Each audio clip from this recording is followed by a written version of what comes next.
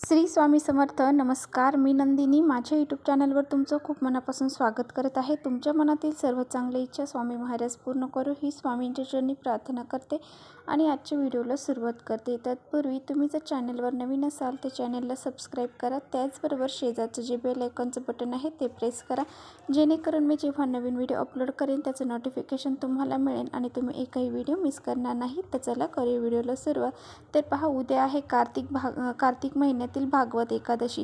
तर उद्या आपल्याला काही उपाय करायचे आहेत, त्याचबरोबर पूजा करायची आहे, त्याचबरोबर व्रत देखील आपल्याला उद्या करायचं आहे. तर उद्या आपल्याला कापरासोबत अशी ही एक वस्तू जाळायची आहे, ज्यामुळे पहा 7 पिढ्यांचं दारिद्र्य जर असेल तर ते नष्ट होऊन जाईल. त्याचबरोबर घराची, मुलांची, पतीची भरभरून प्रगती होईल, घरामध्ये सुखशांती निर्माण होईल. त्याचबरोबर आपल्या घरामध्ये काही नकारात्मक शक्ती असतात, वास्तुदोष, पितृदोष, त्याचबरोबर नजरबाधा, या सर्व गोष्टी ज्या आहेत, हे सर्व दोष जे आहेत तर ते नष्ट होऊन जातील.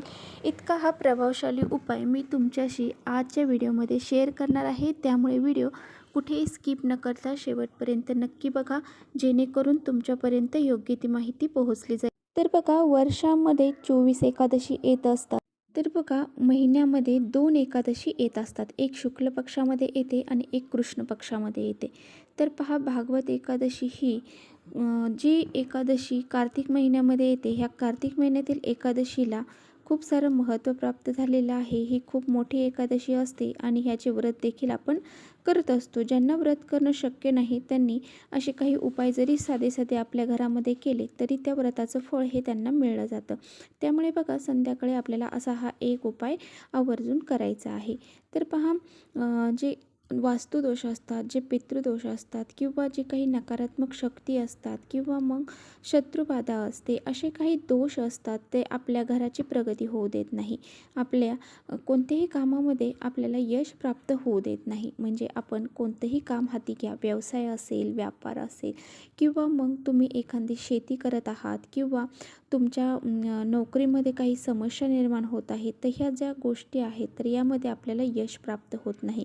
ते यश प्राप्त होण्यासाठी म्हणजे आपल्याला प्रयत्न करायचे असतात, पण त्या यशाला नशिबाची साथ मिळण्यासाठी आपल्याला असे काही उपाय घरोघरी करायचे असतात. म्हणजे प्रत्येकालाच हे उपाय करायचे असतात. हे उपाय केल्याने आपले जे काही नशीब आहे तर ते आपल्या जे काही आपण प्रयत्न करतो त्यांना साथ द्यायला सुरुवात करते. त्यामुळे असे हे उपाय करायचे आहेत. तर पहा, जे काही आपण उपाय सांगतो ना, ते उपाय तुम्ही ज्या ज्या तिथींना सांगितले आहेत त्या त्या तिथींना जर केले ना, तर तुम्हाला पहा, स्वतःलाच अनुभव येईल की या उपायाने आपल्याला बाबा फायदा झालेला आहे. तर जर आपण कोणतीही गोष्ट श्रद्धेने आणि भावनेने जर केली तर त्यामध्ये आपल्याला यश हे लवकरच प्राप्त होत असतं. त्यामुळे कोणताही उपाय करताना श्रद्धेने करायचा आहे. कोणताही उपाय करताना आपल्या मनामध्ये शंका यायला नको. शंका जिथे येते तिथे उपायाचा फायदा होत नाही. तर पहा, आपल्याला संध्याकाळी कापूर तर घ्यायचंच आहे, तर त्याबरोबर अजून काही वस्तू देखील घ्यायच्या आहेत. तर काय घ्यायचं आहे? आता बघा, आपल्याला हा उपाय जो आहे तर तो संध्याकाळी 6च्या नंतर रात्री 12पर्यंत कधी जरी तुम्ही केला तरी चालणार. आता बघा, हा उपाय करण्यासाठी आपल्याला 2 कापराच्या वड्या घ्यायच्या आहेत. त्या तुम्ही भीमसेनी घेऊ शकता. भीमसेनी कापूर घेतला तर अतिशय उत्तम, कारण हा कापूर वनस्पतीपासून तयार झालेला असतो आणि या कापरामध्ये सकारात्मक ऊर्जा निर्माण करण्याचं काम हे सर्वात जास्त असतं.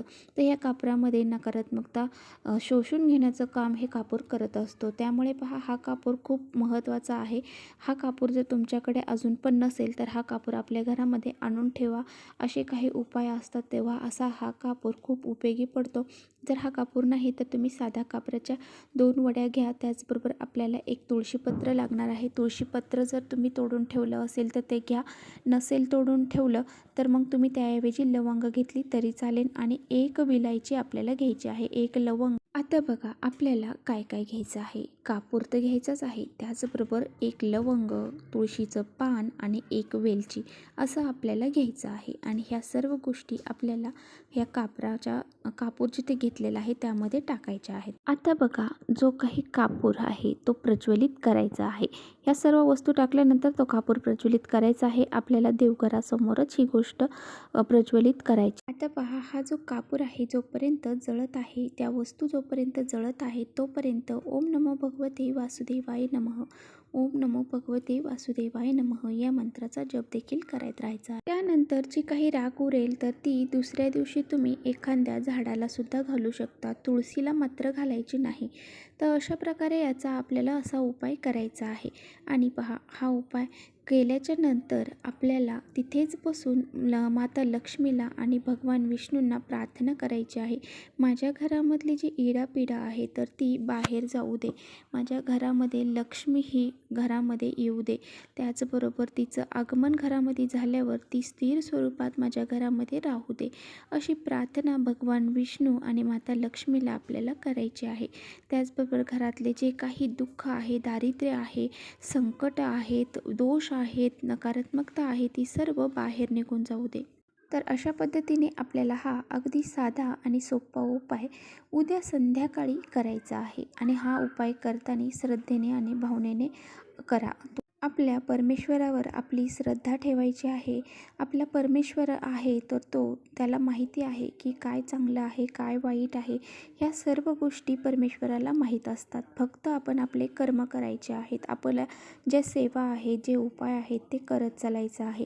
त्याचं फळ भगवान आपल्याला देतच असतात. त्यामुळे त्यांच्याप्रती आपला विश्वास हा असायला हवा. असं अजिबात मनात आणायचं नाही की असे काही उपाय केल्याने काय होणार आहे. असं जर तुम्ही ज्यावेळेस मनात आणता त्यावेळेस त्या उपायाचा निगेटिव्ह परिणाम होत असतो. पॉझिटिव्ह मनामध्ये ठेवून जर तुम्ही उपाय केले तर तुम्हाला नेहमीच घरामध्ये सकारात्मक वातावरण जाणवेल आणि ह्या गोष्टीचा तुम्हाला फायदा नक्की होईल. तर अशा प्रकारे आपण उपाय करायचा आहे. तर चला करते इथेच व्हिडिओचा एंड. व्हिडिओ आवडला असेल तर नक्की लाईक करा. चॅनलवर नवीन असाल तर चॅनलला सबस्क्राईब करा. परत भेटूया अशा छानशा व्हिडिओसोबत. तोपर्यंत श्री स्वामी समर्थ.